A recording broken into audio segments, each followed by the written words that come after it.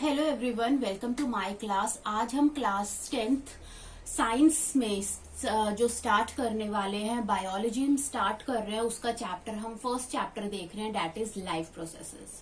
तो आइए स्टार्ट करते हैं।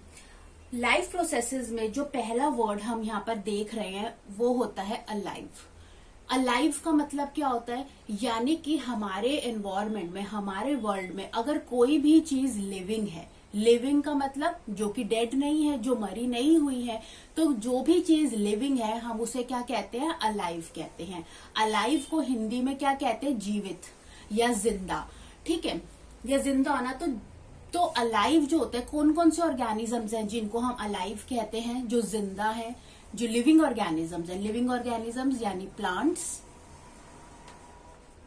एनिमल्स,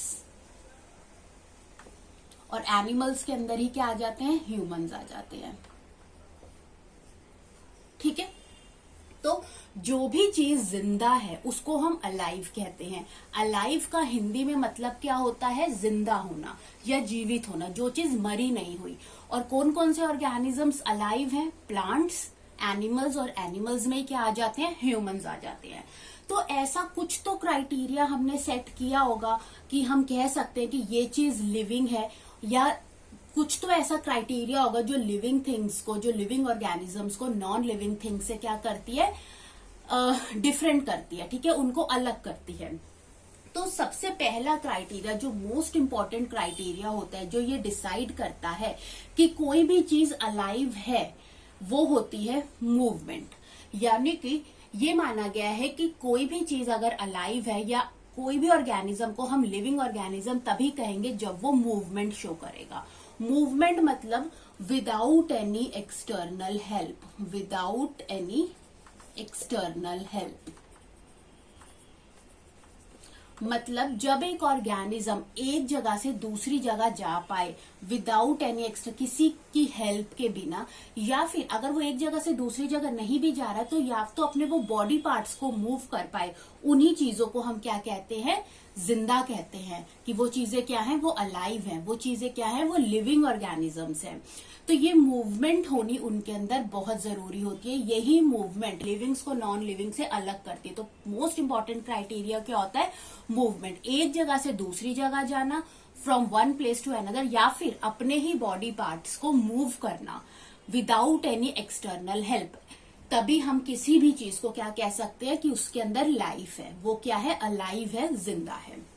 जैसे कि अब ये जो मूवमेंट्स होती हैं, कई बार कुछ ऐसे ऑर्गेनिजम्स होते हैं जो बहुत फास्ट मूवमेंट शो करते हैं, जिनको हम इजीली क्या कर सकते हैं, ऑब्जर्व कर सकते हैं। लेकिन कुछ ऐसे मूवमेंट्स होती हैं जो होती तो हैं, ठीक है, जो हो तो रही है, लेकिन हम उनको लेकिन इतनी स्लो है कि हम उनको ऑब्जर्व नहीं कर पा रहे, वो हमारे नोटिस में नहीं आ पा रही, लेकिन वो मूवमेंट हो रही है।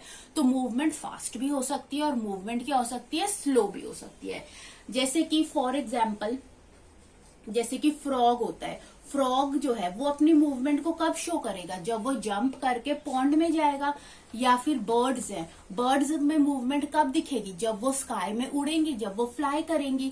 सिमिलरली जो ह्यूमंस होते हैं वो अपनी मूवमेंट कैसे शो करेंगे, या तो एक जगह से जब वो दूसरी जगह जाएंगे ऐसे शो कर सकते हैं, या फिर जब वो अपने बॉडी पार्ट्स को क्या करेंगे, मूव करेंगे। हम अपने हैंड्स मूव कर सकते हैं, अपनी लेग्स मूव कर सकते हैं। इवन जब हम सांस लेते हैं, जब हम ब्रीद करते हैं, तो हमारी चेस्ट भी क्या होती है, अप एंड डाउन होती है। तो बॉडी पार्ट्स भी जब मूव होते हैं उनको भी हम क्या कहते हैं, मूवमेंट कहते हैं। और ये जो मूवमेंट होती है विदाउट एनी एक्सटर्नल हेल्प होनी चाहिए। ठीक है, एक बात आती है कि प्लांट्स जो होते हैं, प्लांट्स को भी लिविंग माना गया है। प्लांट्स भी क्या होते हैं, अलाइव होते हैं। लेकिन प्लांट्स जो होते हैं वो क्या होते हैं, वो सॉइल के अंदर क्या होते हैं, फिक्स होते हैं। अब वो तो एक जगह से दूसरी जगह नहीं जा पाते, तो प्लांट्स कैसी मूवमेंट शो करते हैं, प्लांट्स में भी मूवमेंट होती है। वो अपने बॉडी पार्ट्स को कैसे मूव कर सकते हैं, वो अपनी लीव्स को मूव कर सकते हैं, फ्लावर्स में मूवमेंट शो कर सकते हैं। शूट के अंदर इनके अंदर मूवमेंट होती है। शूट जैसे कि अगर इन्हें इन्वायरमेंट में कोई स्टिमुलस है, जैसे कि सन है, तो कई प्लांट्स क्या करते हैं, सन की तरफ अपनी शूट को, जैसे यहाँ पर सन है तो कई प्लांट्स क्या करेंगे, अपनी शूट को सन की तरफ क्या कर लेंगे, बेंड कर लेंगे। ठीक है। या बहुत ही स्लो मूवमेंट जो हम ऑब्जर्व नहीं कर पाते वो किसमें होती है, शूट का बड़ा होना या फिर रूट का बड़ा होना। तो प्लांट्स ऑल्दो वो सॉइल के अंदर फिक्स होते हैं, वो एक जगह से दूसरी जगह मूव नहीं कर पाते, लेकिन अपनी लीव्स में, अपनी फ्लावर्स में वो मूवमेंट शो करते हैं। शूट और जो रूट की ग्रोथ होती है उसके अंदर भी मूवमेंट होती है, जो हमारे लिए इतनी जल्दी नोटिसेबल नहीं हो पाती, लेकिन मूवमेंट होती है। इसलिए प्लांट्स को भी क्या माना गया, अलाइव माना गया है। तो कोई भी चीज जो मूवमेंट शो करे, चाहे स्लो हो चाहे फास्ट हो, विदाउट एनी एक्सटर्नल हेल्प, चाहे वो एक जगह से दूसरी जगह जाके मूवमेंट शो करे या फिर वो अपने ही बॉडी पार्ट्स को मूव करे, ऐसी ही चीजों को क्या बोला गया है, अलाइव बोला गया है।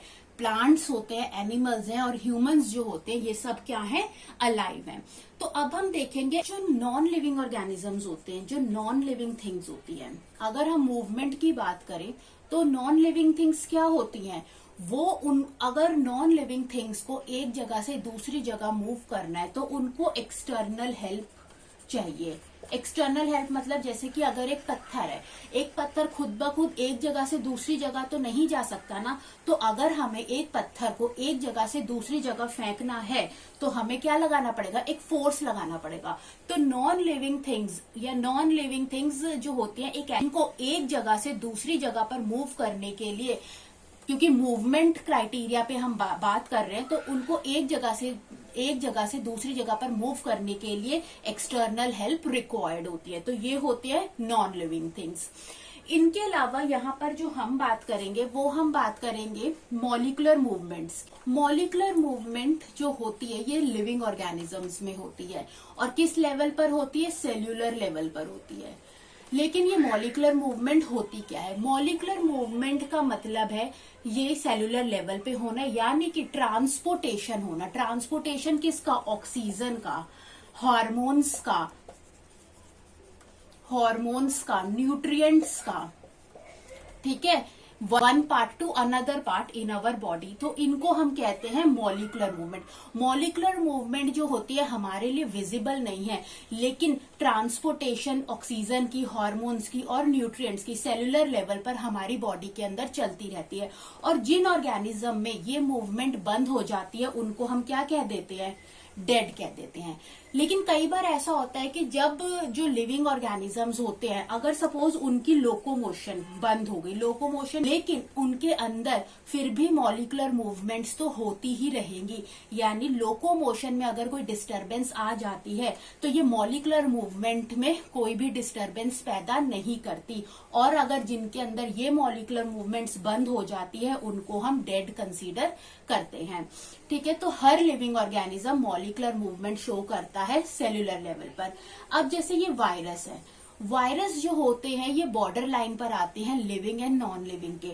मतलब आज तक हमको ये नहीं पता कि जो वायरसेस होते हैं वो नॉन लिविंग थिंग्स हैं या लिविंग थिंग्स हैं। ऐसा क्यों होता है, क्योंकि जो वायरसेस होते हैं वो एसेल्यूलर होते हैं नेचर में, और ये इनके अंदर खुद का इनका मेटाबॉलिज्म नहीं होता, खुद का इनका मॉलिक्यूलर मूवमेंट नहीं होता। ये किस पर डिपेंड करते हैं, ये होस्ट पर डिपेंड करते हैं। यानी जब ये होस्ट के साथ अटैच होते हैं, जब ये होस्ट के साथ अटैच होते हैं तो ये होस्ट की मशीनरी को यूज करते हैं। इसीलिए वायरसेस लिविंग है या नॉन लिविंग थिंग्स है ये अभी तक क्लियर नहीं हो पाया। लेकिन जितने भी लिविंग ऑर्गेनिजम्स होते हैं वो सब मॉलिक्यूलर मूवमेंट क्या करते हैं, शो करते हैं। और मॉलिक्यूलर मूवमेंट्स क्या होती है, ट्रांसपोर्टेशन होती है ऑक्सीजन, हार्मोन्स, न्यूट्रिएंट्स की एक पार्ट से दूसरे पार्ट पे। ओके, अब हम देखेंगे करेक्टरिस्टिक ऑफ लिविंग थिंग्स कि लिविंग थिंग्स के अंदर ऐसी क्या इंपॉर्टेंट उनकी करेक्टरिस्टिक होती है जो उनको नॉन लिविंग थिंग्स से क्या करती है, अलग करती है। तो इसके अंदर पहला आता है living things can move by themselves. तो पहला क्राइटेरिया क्या होता है लिविंग होने का, मूवमेंट, कि जो लिविंग ऑर्गेनिज्म होते हैं वो one place to another move कर सकते हैं या अपने बॉडी पार्ट्स को मूव कर सकते हैं। सेकेंड क्राइटेरिया है कि जो लिविंग थिंग्स होते हैं उनको एनर्जी के लिए फूड की रिक्वायरमेंट होती है, रेस्पिरेशन में जो एयर में ऑक्सीजन है उनको एयर की रिक्वायरमेंट है और वाटर की रिक्वायरमेंट होती है। लिविंग थिंग्स कैन ग्रो, जितने भी लिविंग ऑर्गेनिज्म होते हैं वो ग्रोथ शो करते हैं। ग्रोथ मतलब, और ये जो ग्रोथ होती है लिविंग ऑर्गेनिज्म में, ये इंटरनल ग्रोथ होती है। इंटरनल ग्रोथ मतलब जैसे cell, number of cell increase करते हैं, इसी वजह से लिविंग थिंग्स क्या करते हैं, ग्रो करते हैं। तो फोर्थ आता है लिविंग थिंग्स कैन रेस्पायर। जो भी फूड हम यूज करते हैं, एब्जॉर्ब करते हैं, उसमें से एनर्जी रिलीज होती है। उस प्रोसेस को, जो एनर्जी रिलीज होती है, उसको हम रेस्पिरेशन कहते हैं। फिफ्थ प्रोसेस है कि जो they can respond to changes around, they are sensitive. जितने भी लिविंग ऑर्गेनिजम्स होते हैं वो क्या करते हैं, इन्वायरमेंट में जो भी स्टिमुलस है उनके लिए क्या करते हैं, रिस्पॉन्ड करते हैं। हमारे पास सेंसेस होते हैं, जो भी हमारे सेंस ऑर्गन्स है उनके थ्रू वो क्या है, वो सेंस ऑर्गन्स, वो रिसेप्टर्स हैं। तो सपोज अगर बाहर बहुत ज्यादा गर्मी है तो हमारी बॉडी क्या करेगी, स्वेट प्रोड्यूस करेगी, जिस वजह से हमें क्या फील होगी, ठंडक फील होगी। अगर हम किसी भी हॉट प्लेट को टच कर ले तो हम उसके लिए रिस्पॉन्ड करेंगे कि हम अपना हाथ क्या कर लेंगे, वापस से पीछे खींच लेंगे। तो हम रिस्पॉन्ड करते हैं जो भी इन्वायरमेंट में स्टिमुलस होते हैं। सिक्स्थ आता है कि लिविंग थिंग्स कैन एक्सक्रीट। जो भी वेस्ट मटेरियल्स होते हैं हमारी बॉडी के, उनको हम क्या करते हैं, एक्सक्रीट आउट करते हैं। And the seventh is living things can reproduce. जो लिविंग बीइंग्स होते हैं वो क्या करते हैं, यंग वंस को प्रोड्यूस कर सकते हैं अपने। ये क्या थे, कैरेक्टरिस्टिक्स थे लिविंग थिंग्स के। तो लाइफ प्रोसेसेस क्या होते हैं? लाइफ प्रोसेसेस का मतलब कि वो बेसिक फंक्शंस जो एक लिविंग ऑर्गेनिज्म परफॉर्म करता है अपने सर्वाइवल को, खुद को सरवाइव करने के लिए इस अर्थ में। यानी ये बेसिक फंक्शंस एक लिविंग ऑर्गेनिज्म के सर्वाइवल के लिए, उसकी लाइफ के लिए बहुत ज्यादा जरूरी है। और इन बेसिक फंक्शंस को हम क्या कहते हैं, लाइफ प्रोसेसेस कहते हैं। तो कौन कौन से बेसिक फंक्शंस हैं जो हर एक लिविंग ऑर्गेनिज्म परफॉर्म करता है अपनी लाइफ के लिए, अपने सर्वाइवल के लिए? पहला है जैसे न्यूट्रिशन एंड रेस्पिरेशन। न्यूट्रिशन का मतलब होता है फूड को कंज्यूम करना, बॉडी में उसकी एब्जॉर्प्शन और उसकी यूटिलाइजेशन। रेस्पिरेशन मतलब जो भी फूड एब्जॉर्ब हुआ है उसमें जो भी एनर्जी रिलीज हुई है उसको हम रेस्पिरेशन कहते हैं। सेकंड है ट्रांसपोर्ट एंड एक्सक्रीशन। ट्रांसपोर्ट में आ जाता है सर्कुलेटरी सिस्टम, यानी कि ऑक्सीजन हो गई, या ये जो न्यूट्रिएंट्स होते हैं, या फिर जो यूजफुल गैसेज है जैसे ऑक्सीजन है, हॉर्मोन्स है, इनका ट्रांसपोर्ट होना one body part two another body part. Excretion जो वेस्ट मटेरियल है उसको बॉडी से एक्सपेल आउट करना। कंट्रोल एंड कोऑर्डिनेशन में कि हम अपने चेंजिंग एनवायरनमेंट में कैसे रिस्पॉन्ड करते हैं, यानी रिस्पॉन्ड टू स्टिमुलाई। इसके अंदर सेंट्रल नर्वस सिस्टम आ जाता है और इसके अंदर इंडोक्राइन ग्लैंड्स आ जाते हैं। फोर्थ होता है ग्रोथ। ग्रोथ हमने बताया कि हर लिविंग ऑर्गेनिज्म में इंटरनल ग्रोथ होती है क्योंकि नंबर ऑफ सेल्स इंक्रीज करते हैं। तो ग्रोथ से क्या होता है, स्मॉल ऑर्गेनिज्म क्या हो जाता है, बिग ऑर्गेनिज्म में कन्वर्ट हो जाता है। लास्ट आता है मूवमेंट एंड रेस्पिरेशन। मूवमेंट हमने कहा one place to another move करना या बॉडी पार्ट्स की मूवमेंट। ठीक है, तो ये सारे क्या है, ये इंपॉर्टेंट लाइफ प्रोसेसेस हैं, ये बेसिक फंक्शन है जो हर लिविंग ऑर्गेनिज्म अपने सर्वाइवल को इस अर्थ में मेंटेन करने के लिए परफॉर्म करता है। अब एक चीज, इन सारे लाइफ प्रोसेसेस के लिए, इन सब बेसिक फंक्शंस के लिए एक ऑर्गेनिज्म को किसकी जरूरत होती है, एनर्जी की जरूरत होती है।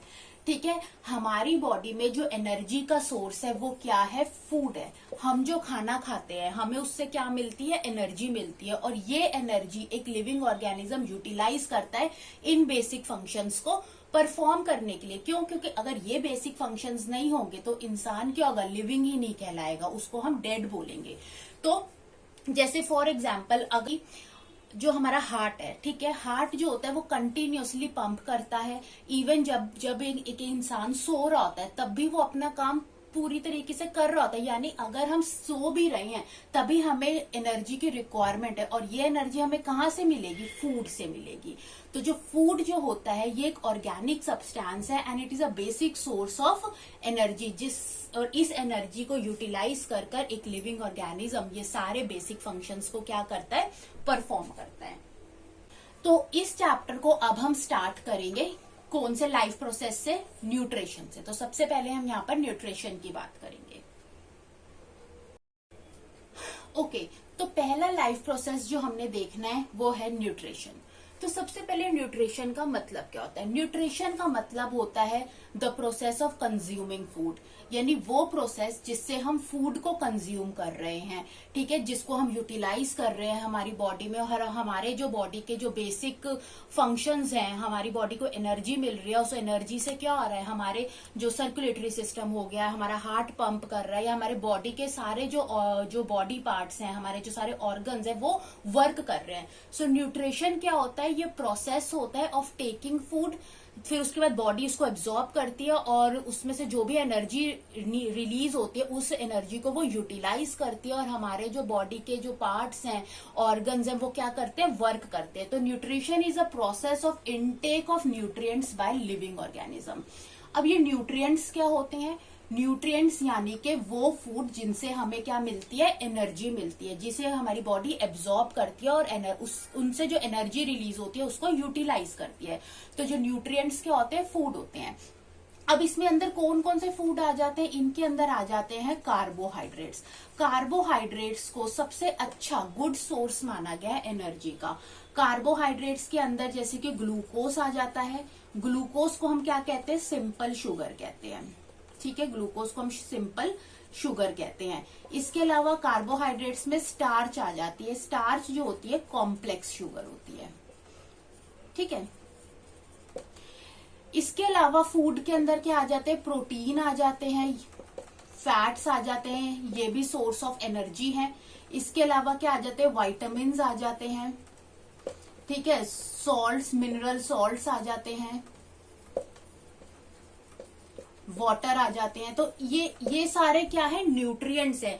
इन न्यूट्रिएंट्स की हमारी बॉडी को रिक्वायरमेंट होती है, हम इन न्यूट्रिएंट्स को कंज्यूम करते हैं, और इस प्रोसेस को हम क्या कहते हैं? न्यूट्रिशन कहते हैं।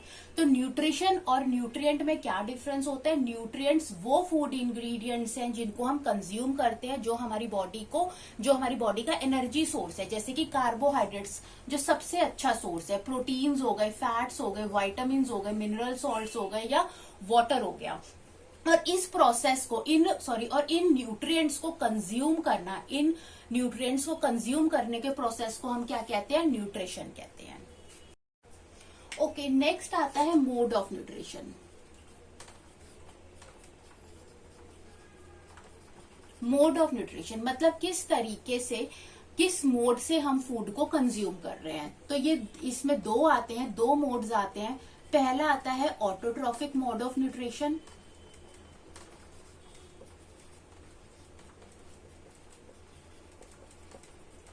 और सेकंड आता है हेटेरोट्रॉफिक मोड ऑफ न्यूट्रिशन, ठीक है। तो दो मोड ऑफ न्यूट्रिशन होते हैं, जिन दो तरीकों से लिविंग ऑर्गेनिज्म फूड को कंज्यूम करता है। तो एक आता है ऑटोट्रॉफिक मोड ऑफ न्यूट्रिशन और एक आता है हेटेरोट्रॉफिक मोड ऑफ न्यूट्रिशन। तो इनको वन बाय वन डिस्कस करेंगे। सबसे पहले हम देखेंगे ऑटोट्रॉफिक मोड ऑफ न्यूट्रिशन। तो सबसे पहले हम क्या देखेंगे? ऑटोट्रॉफिक मोड ऑफ न्यूट्रिशन देखेंगे। ऑटोट्रॉफिक मोड ऑफ न्यूट्रिशन में ये जो ऑटोट्रॉफिक वर्ड है, इसका मतलब क्या होता है? ऑटो का मतलब होता है सेल्फ और ट्रॉफिक का मतलब होता है न्यूट्रिशन, ठीक है। अब यानी नाम से ही पता चल रहा है, मतलब ऑटोट्रॉफिक मोड ऑफ न्यूट्रिशन यानी ऐसे लिविंग ऑर्गेनिज्म जो अपना फूड खुद सिंथेसाइज करते हैं, वो अपने फूड के लिए किसी दूसरे ऑर्गेनिज्म पर डिपेंड नहीं करते, ठीक है। अब कैसे अपना फूड सिंथेसाइज करते हैं? यानी जो वो क्या करते हैं, ये लिविंग ऑर्गेनिज्म जो हमारे एनवायरमेंट में, जो हमारे सराउंडिंग्स में जो इनऑर्गेनिक रॉ मटेरियल्स है, इनऑर्गेनिक रॉ मटेरियल्स कौन कौन से? कार्बन डाइऑक्साइड हो गई, वाटर हो गई और सनलाइट हो गई। इनको यूज कर ये क्या करेंगे? इनको यूज कर ये किस में कन्वर्ट कर देते हैं? ऑर्गेनिक सब्सटेंस में कन्वर्ट कर देते हैं, C6H12O6, ठीक है। ये ऑर्गेनिक सब्सटेंस क्या है? ये है ग्लूकोज में। तो यानी कि ऑटोट्रॉफिक मोड ऑफ न्यूट्रिशन वो ऑर्गेनिज्म शो करते हैं जो कि अपना फूड खुद सिंथेसाइज करते हैं। ये कैसे करते हैं? ये इनऑर्गेनिक जो रॉ मटेरियल हमारे एनवायरनमेंट में प्रेजेंट होता है उनको यूटिलाइज करते हैं और उसको किस में कन्वर्ट कर देते हैं? ग्लूकोज में। और ग्लूकोज क्या है? एक ऑर्गेनिक सब्सटेंस है, तो इनऑर्गेनिक से ऑर्गेनिक सब्सटेंस बना देते हैं। और इसके लिए इनको किसी भी चीज की जरूरत नहीं है, ये किसी पे डिपेंड नहीं करते। तो ऐसे ऑर्गेनिजम्स को हम क्या कहते हैं, ऑटोट्रॉफ्स कहते हैं, या हम इन्हें क्या कहते हैं, प्रोड्यूसर्स भी कहते हैं। ऑटोट्रॉफ्स कहते हैं या फिर प्रोड्यूसर्स कहते हैं। तो ऑटोट्रॉफ्स ऐसे लिविंग ऑर्गेनिजम्स होते हैं विच सिंथेसाइज देयर ओन फूड, जो अपना फूड खुद सिंथेसाइज कर रहे हैं। अब इनके एग्जाम्पल्स जो होते हैं वो है ग्रीन प्लांट्स। ग्रीन प्लांट जो होते हैं वो ऑटोट्रॉफ्स, उनको हम ऑटोट्रॉफ्स कहते हैं क्योंकि वो अपना फूड खुद सिंथेसाइज करते हैं। जो नॉन ग्रीन प्लांट्स हैं वो ऑटोट्रॉफिक मोड ऑफ न्यूट्रिशन को शो नहीं करते। क्यों? क्योंकि जो नॉन ग्रीन प्लांट्स है उनके पास क्लोरोफिल नहीं होता। ग्रीन प्लांट्स के अंदर पिगमेंट होता है जिसको हम क्या कहते हैं, क्लोरोफिल कहते हैं। और ये क्लोरोफिल किसमें हेल्प करता है, ये जो सनलाइट है इसको ट्रैप करने के लिए हेल्प करता है। इसीलिए जितने भी ग्रीन प्लांट्स होते हैं वो क्या होते हैं, ऑटोट्रॉफ्स होते हैं। ठीक है, नॉन ग्रीन प्लांट्स ऑटोट्रॉफ्स नहीं होते। इसके अलावा और कौन किन किन का ऑटोट्रॉफिक मोड ऑफ न्यूट्रिशन होता है, एल्गी जो होता है, एल्गी होते हैं वो भी autotrophic mode of nutrition show करते हैं, उनको भी ऑटोट्रॉफ्स बोला गया है। या फिर फाइटोप्लैंक्टॉन्स होते हैं, जो फाइटोप्लैंक्टॉन्स जो होते हैं, फाइटोप्लैंक्टॉन्स आ जाते हैं। फाइटोप्लैंक्टॉन्स भी जो होते हैं ना, ये प्लांट लाइक ऑर्गेनिजम्स होते हैं जो कि कहां पर होते हैं, अपर पार्ट ऑफ ओशियंस में हमको दिखने को मिलते हैं। तो ये माइक्रोस्कोपिक प्लांट लाइक ऑर्गेनिज्म है जो कि हमें अपर पार्ट ऑफ ओशियंस में दिखते हैं। इनके पास भी पिगमेंट होता है, क्लोरोफिल होता है, और इनको लिविंग के लिए और ग्रोथ के लिए क्या चाहिए होती है, सनलाइट चाहिए होती है। ठीक है, इसीलिए ये अपर पार्ट में जहां पर सन की रेस पेनिट्रेट करती है ये वहां पर ड्रिफ्ट करते रहते हैं। इसके अलावा ऑटोट्रॉफिक बैक्टीरिया जो होते हैं वो भी ऑटोट्रॉफ्स बोले गए। इनका मोड ऑफ न्यूट्रिशन भी क्या होता है, ऑटोट्रॉफिक ही होता है। तो ऑटोट्रॉफिक बैक्टीरिया के अंदर जैसे कि एग्जाम्पल आ जाता है यहाँ पर एरोऑक्सीडेंस, थियोबैसिलस, जैसे यहाँ पर एक एग्जाम्पल आ जाता है थियोबैसिलस। तो ग्रीन प्लांट के साथ साथ एल्गी, फाइटोप्लैंक्टॉन्स, ऑटोट्रॉफिक बैक्टीरियाज जो होते हैं ये इन सबका मोड ऑफ न्यूट्रिशन क्या होता है, ऑटोट्रॉफिक मोड ऑफ न्यूट्रिशन होता है। और जो organism autotrophic mode of nutrition show करते हैं उनको हम ऑटोट्रॉफ्स कहते हैं। और ऑटोट्रॉफ्स क्या होते हैं, इनको प्रोड्यूसर्स भी बोला जाता है। ये क्या करते हैं, जो इन्वायरमेंट में जो रॉ इनऑर्गेनिक मटेरियल है उनको ये यूटिलाइज करते हैं और किसमें कन्वर्ट कर देते हैं, ऑर्गेनिक सब्सटेंस में, ग्लूकोज के अंदर क्या कर देते हैं, कन्वर्ट कर देते हैं। ठीक है, इसके बाद जो आ जाता है नेक्स्ट मोड ऑफ न्यूट्रिशन आ जाता है heterotrophic mode of nutrition. Okay, next आ जाता है heterotrophic mode of nutrition. Hetero का मतलब होता है अदर और ट्रॉफिक का मतलब क्या होता है, न्यूट्रिशन। यानी कि हेटेरोट्रॉफिक मोड ऑफ न्यूट्रिशन का मतलब है ऐसे ऑर्गेनिजम्स जो अपना फूड खुद सिंथेसाइज नहीं करते, मतलब कि वो अपना फूड कंज्यूम करने के लिए किसी दूसरे के ऊपर डिपेंड करते हैं। जैसे जो ऑटोट्रॉफ्स थे वो तो अपना फूड खुद सिंथेसाइज करते थे, इन्वायरमेंट से जो भी इनऑर्गेनिक रॉ मटेरियल था उसको यूटिलाइज कर उसको ऑर्गेनिक सब्सटेंस में चेंज कर देते थे। लेकिन जो हेटेरोट्रॉफिक मोड ऑफ न्यूट्रिशन जिन ऑर्गेनिजम्स का होता है वो ऐसा कुछ भी नहीं करते, वो अपना फूड खुद सिंथेसाइज नहीं करते। यानी कि जो हमारे इन्वायरमेंट में जो इनऑर्गेनिक रॉ मटेरियल है ये उन चीजों को यूटिलाइज कर अपना फूड सिंथेसाइज नहीं करते। तो इनका मतलब ये अपना न्यूट्रिशन कैसे पूरा करते हैं, ये क्या करते हैं, इनका प्रोसेस क्या होता है कि ये डिपेंड करते हैं दूसरे ऑर्गेनिजम्स में। ये अपने फूड के लिए डिपेंड करते हैं, डिपेंड ऑन अदर ऑर्गेनिज्म। या तो ये दूसरे ऑर्गेनिजम्स पर डिपेंड करते हैं या फिर ये डायरेक्टली या इनडायरेक्टली डिपेंड करते हैं ऑटोट्रॉफ्स पे, क्योंकि ऑटोट्रॉफ्स अपना खाना अपना फूड खुद सिंथेसाइज करते हैं। तो जो हेटेरोट्रॉफिक जिनका मोड ऑफ न्यूट्रिशन होता है उनको हम क्या कहते हैं, हेटेरोट्रॉफ्स कहते हैं। तो ये जो हेटेरोट्रॉफ्स होते हैं ये क्या करते हैं, ये डायरेक्टली या इनडायरेक्टली किस पे डिपेंड करते हैं, ऑटोट्रॉफ्स पे डिपेंड करते हैं, या फिर ये दूसरे ऑर्गेनिजम्स पर डिपेंड करते हैं फॉर देयर फूड। इनके अंदर जो एग्जाम्पल्स आ जाते हैं सारे जो एनिमल्स होते हैं, मोस्टली जो भी एनिमल्स हैं जिसमें ह्यूमंस भी आ जाते हैं, ये सारे क्या होते हैं, ये हेटेरोट्रॉफ्स होते हैं। ठीक है, इसके अलावा जो मोस्टली जो बैक्टीरियाज है, मोस्टली बैक्टीरिया और जो फंजाई हैं ये भी हेटेरोट्रॉफ्स होते हैं, ये भी खुद अपना फूड सिंथेसाइज नहीं करते हैं। ठीक है, तो ये थे दो mode of nutrition, autotrophic mode of nutrition and heterotrophic mode of nutrition. अब नेक्स्ट क्लास में हम पढ़ेंगे कि हेटेरोट्रॉफिक मोड ऑफ न्यूट्रिशन के कितने टाइप्स होते हैं। तो हेटेरोट्रॉफिक मोड ऑफ न्यूट्रिशन को 3 कैटेगरीज के अंदर डिवाइड किया गया है। पहला आता है सेप्रोफाइट्स, नेक्स्ट आता है पैरासाइट्स और थर्ड आता है होलोजोइट। तो इन 3 कैटेगरीज को हम नेक्स्ट क्लास में कंटिन्यू करेंगे। तो आपको अच्छा लगा ये वीडियो तो आप इसे जरूर लाइक करें और हमारे चैनल को जरूर सब्सक्राइब करें। Thanks for watching.